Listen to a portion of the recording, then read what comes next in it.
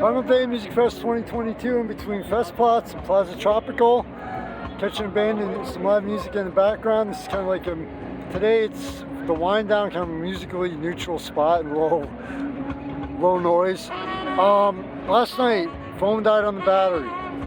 Walking out, finished, wandered out, stop plots 10 o'clock. You know, down here is still some music going on for an hour, lower level.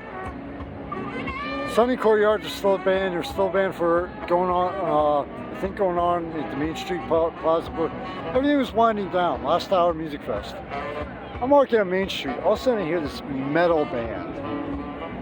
I'm like, what the fuck? You know, I looked over right in front of the Flying Egg restaurant. All right, well, past it. All right, yeah, I'll see if they're here another half hour. You know, I don't know if they were just street performers or brought in by the Flying Egg. Half hour later, I walked back down. Screw it. I looked again. I'm like, I sat on a bench a little further up. Okay, I gotta check this band out. Now, I was never one into the headbanging 70s and 80s metal, but they had me like banging my head, moving my head back and forth. And the Venom Academy. I did a post on TikTok. I'm like,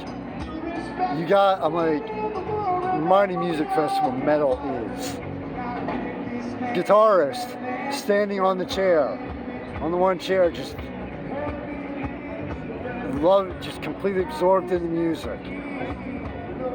It was kind of like I really don't want to try and compare them to anybody because I can't think of anybody off the top of my head. Brain's fried. But they just, you know, everything, like you said, pictures, everything's winding down. If you've ever been to Musikfest, if you haven't, at the end of a festival, everything's winding down, you're starting to quiet down. All of a sudden, out of nowhere, it's like, you know what? Party's not over, tonight's not over, we're gonna light it up, and that's what exactly they did.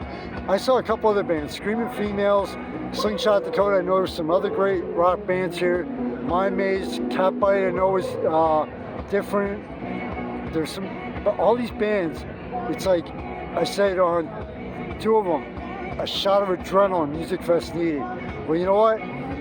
The Venom Academy wasn't the shot of adrenaline.